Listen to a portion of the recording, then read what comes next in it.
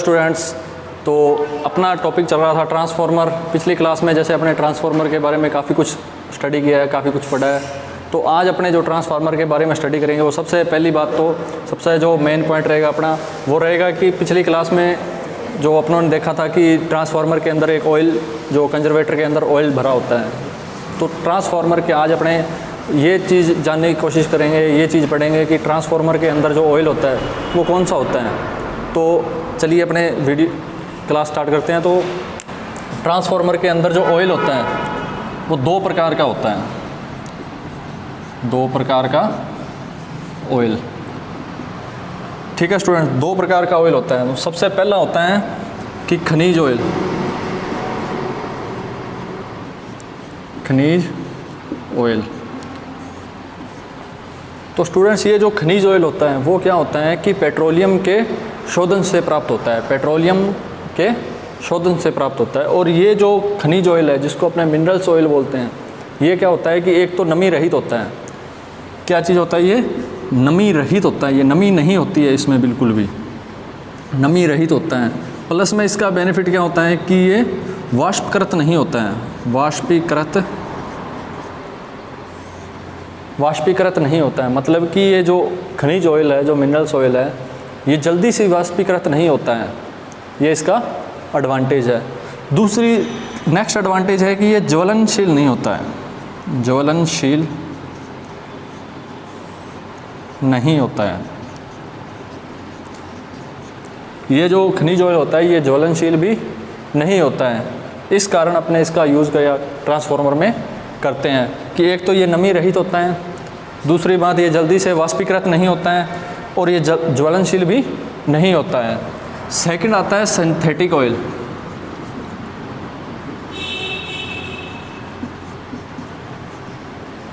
Synthetic oil. अब synthetic oil क्या होता है? सिंथेटिक ऑयल होता है कि ये silicon plus hydrocarbon, silicon plus hydrocarbon के द्रव्यों से प्राप्त होता है। सिलिकॉन प्लस हाइड्रोकार्बन के द्रव्यों से प्राप्त होता है।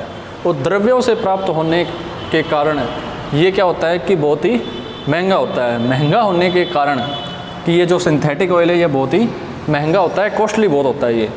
इस कॉस्टली होने के कारण इसका जो यूज़ है वो कहाँ पे करते हैं कि भूमिगत ट्रांसफार्मर में, भूमिगत ट्रांसफार्मर में, भूमिगत ट्रांसफार्मर में। अब भूमिगत ट्रांसफार्मर का क्या मतलब है? भूमिगत ट्रांसफार्मर का मतलब है कि एक ऐसे ट्रांसफार्मर जिनका उपयोग कहाँ किया जाता है कि किसी ऐसे स्थान पर उन ट्रांसफार्मर का उपयोग किया जा रहा है जो या तो किसी माइंस वगैरह में, खाद्यान्न में यूज़ हो रहे हैं या किसी माइंस वगैरह में हो रहे हैं। वहाँ पे जो ट्रांसफार्मर यूज़ होते हैं वहाँ पे कौन सा ऑयल यूज़ होता है? Synthetic oil. तो ये तो था अपने कि ट्रांसफार्मर ऑयल के बारे में। अब जो अपना नेक्स्ट मेन टॉपिक रहता है वो रहता है कि ट्रांसफार्मर का पैरेलल ऑपरेशन, ट्रांसफार्मर का पैरेलल ऑपरेशन।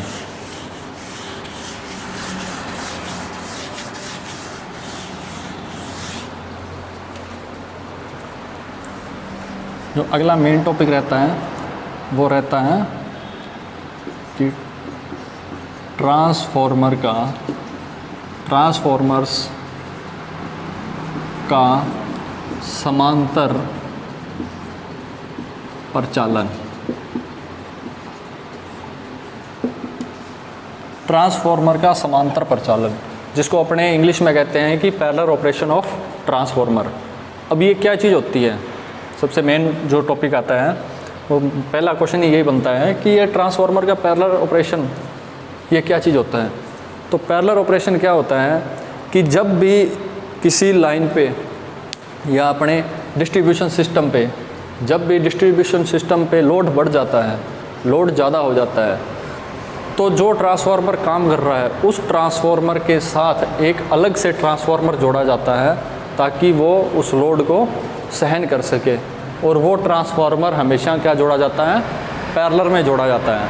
तो ये जो सारी प्रोसेस होती है इसको कहते हैं कि ट्रांसफार्मर का पैरेलल ऑपरेशन, कि जो ट्रांसफार्मर पहले से काम कर रहा है, यदि उस पे लोड बढ़ जाता है तो लोड बढ़ने के कारण उस ट्रांसफार्मर के साथ एक अन्य ट्रांसफार्मर जोड़ा जाता है, जिसको क्या कहते हैं, ट्रांसफार्मर का पैरेलल ऑपरेशन। अब पैरेलल ऑपरेशन जब भी किया जाता है तो उसकी कुछ नियम होते हैं, कुछ शर्तें होती हैं। पैरेलल ऑपरेशन डायरेक्ट नहीं किया जाता कभी, उसकी भी कुछ शर्तें होती है, कुछ नियम होते हैं। जैसे अपने बात करते हैं कि सबसे जो पहला नियम है इसका, कि इसके शर्तें या अपने कह सकते हैं कि इसके नियम। अब इसके नियम क्या होते हैं? सबसे जो पहला नियम है ये होता है कि फेज़ क्रम, जो ट्रांसफार्मर पहले से काम कर रहा है उसका फेज़ सीक्वेंस, और जो हम नया ट्रांसफार्मर जोड़ेंगे, एक अन्य ट्रांसफार्मर उसके साथ पैरेलल में जोड़ेंगे, उसका फेज़ सीक्वेंस दोनों का सेम होना चाहिए। जो फेज़ क्रम समान होना चाहिए। तो जो फेज़ सीक्वेंस है वो हमेशा दोनों ट्रांसफार्मर का सेम होना चाहिए। अगर फेज़ सीक्वेंस सेम नहीं है तो उससे क्या होगा कि जो कोई भी फेज़ है वो आपस में शॉर्ट हो सकता है। तो इस कारण जो अपना फेज़ सीक्वेंस है वो हमेशा सेम रखा जाता है। उसके बाद जो सेकंड शर्त है वो आती है कि समान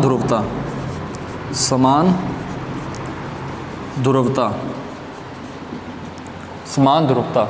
इसका मतलब क्या होता है कि जो ट्रांसफार्मर की सेकेंडरी में ईएमएफ उत्पन्न हो रहा है, जो एक पहले से ट्रांसफार्मर काम कर रहा है उसकी जो सेकेंडरी में ईएमएफ पैदा हो रहा है, उसकी ध्रुवता, और जो अपने नया ट्रांसफार्मर जोड़ रहे हैं उसके सेकेंडरी में उत्पन्न होने वाले ईएमएफ की ध्रुवता दोनों की सेम होनी चाहिए। दोनों की ध्रुवता सेम होनी चाहिए। अगर दोनों की पोलैरिटी सेम नहीं है तो उसमें क्या होगा कि जैसे I2R लॉसेस होते हैं वो उत्पन्न हो सकते हैं। इसलिए हमेशा ध्यान में रखा जाता है कि जब भी पैरेलल ऑपरेशन किया जाता है तो पैरेलल ऑपरेशन के दौरान दोनों ट्रांसफार्मर की जो पोलैरिटी है, जो ध्रुवता है, उनको हमेशा समान किया जाता है। सबसे पहले चेक किया जाता है कि ये 4 शर्तें जो अपने अभी देखेंगे कि सबसे पहले चेक किया जाता है कि उनका फेज सीक्वेंस सेम है, फिर उनकी ध्रुवता भी सेम होनी चाहिए, पोलैरिटी सेम होनी चाहिए। 3 नंबर आगे अपने बात करते हैं 3 नंबर पे जो अपने इसके पॉइंट आता है वो आता है कि प्रति इकाई इम्पीडेंस, प्रति इकाई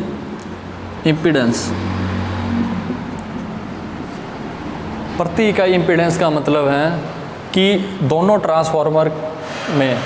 ट्रांसफार्मर की सेकेंडरी में, दोनों ट्रांसफार्मर में XL/R का जो रेशो है, XL/R का जो रेशो है वो हमेशा सेम होना चाहिए। प्रति इकाई इम्पीडेंस हमेशा सेम होना चाहिए।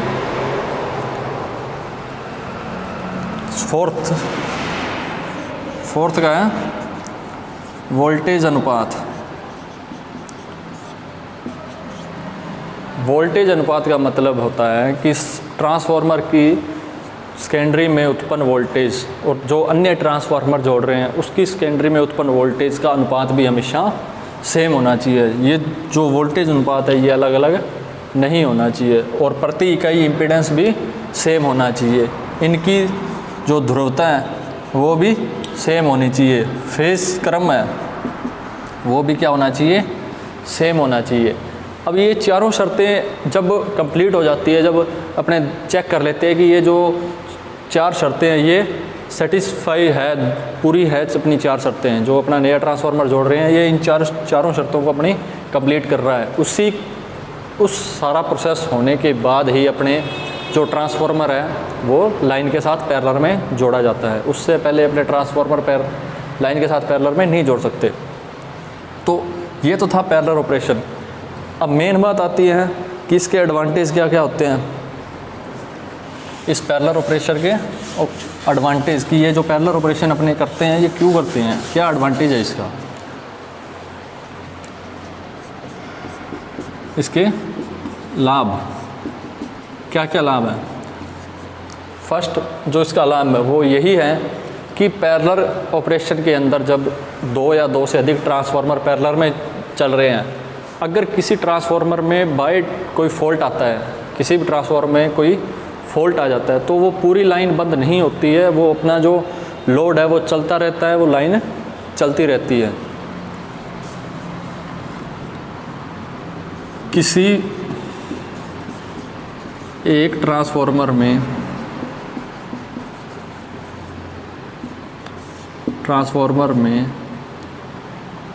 दोष आने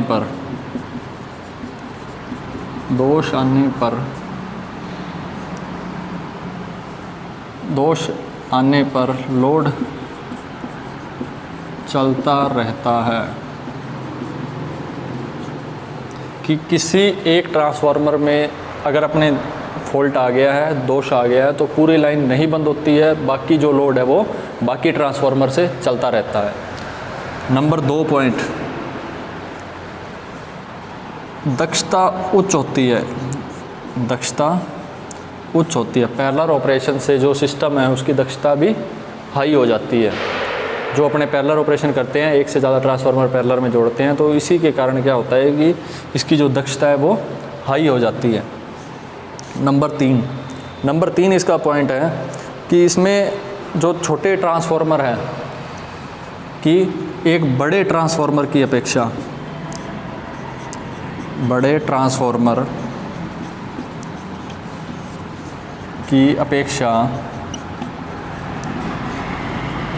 छोटे ट्रांसफार्मर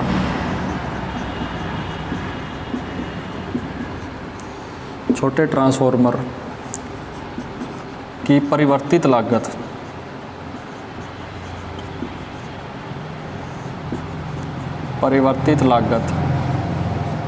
कम होती है।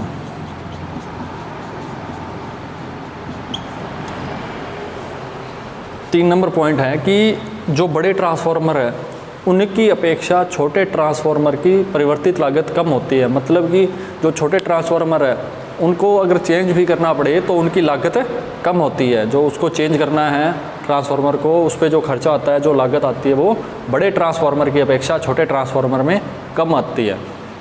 तो ये जो मेन पॉइंट थे, ये क्या है, इस पैरेलल ऑपरेशन के अपने लाभ हैं कि ये पैरेलल ऑपरेशन करने के अपने को एडवांटेज क्या है। अगर हम पैरेलल ऑपरेशन करते हैं तो इससे क्या क्या लाभ होंगे।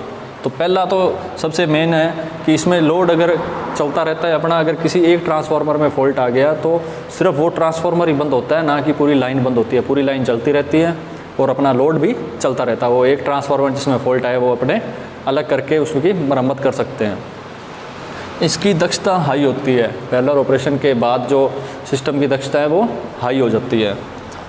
3 नंबर पॉइंट है कि बड़े ट्रांसफार्मर की अपेक्षा जो छोटे ट्रांसफार्मर हैं उनको चेंज करना, उनको परिवर्तित करना, इनमें जो लागत आती है, जो खर्चा आता है, वो क्या है, कम आता है।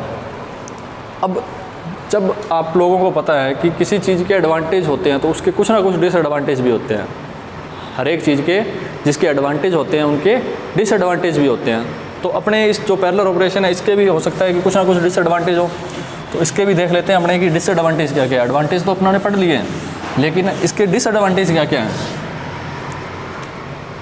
इसकी हानि, इसकी हानियाँ क्या क्या है, इसकी डिसएडवांटेज क्या क्या है। सबसे पहला जो फर्स्ट है ये कि स्थान ज़्यादा चाहिए। पहला पॉइंट होता है कि एक बड़े ट्रांसफार्मर की अपेक्षा अगर अपने छोटे छोटे कई सारे ट्रांसफार्मर लगाएंगे तो उनके लिए अपने को जो स्पेस की रिक्वायरमेंट है, जो स्थान की रिक्वायरमेंट है, वो ज़्यादा होती है। दूसरा मेन पॉइंट, स्थान की रिक्वायरमेंट ज़्यादा होती है। दूसरा मेन पॉइंट कि शर्तें पूरी किए बिना अगर ट्रांसफार्मर ट्रांसफॉर्मर को समांतर जोड़ दिया जाए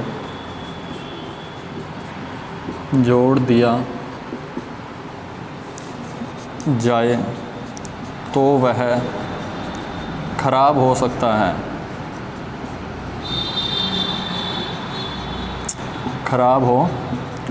है। कि अगर ट्रांसफॉर्मर को, इसका सबसे बड़ा डिसएडवांटेज यही होता है कि जो 4 शर्तें अपनों ने पढ़ी है, अगर वो अपने पूरी नहीं करते अपने ट्रांसफार्मर को, वो शर्तें पूरी किए बिना भी अपने ट्रांसफार्मर को पैरेलल जोड़ देते हैं, तो सबसे बड़ा नुकसान यही होता है कि अपना जो ट्रांसफार्मर है वो ख़राब हो सकता है। तो सबसे बड़ा डिसएडवांटेज भी इस सिस्टम का यही होता है। तो ये तो था अपना पैरेलल ऑपरेशन। तो जो अगली क्लास रहेगी उसमें अपने पढ़ेंगे ट्रांसफार्मर के जो बाकी चीज़ें टॉपिक रहेंगे उनके बारे में। आज अपनों ने जो पैरेलल ऑपरेशन किया है तो यहाँ तक अपना पैरेलल ऑपरेशन ख़त्म हो जाता है।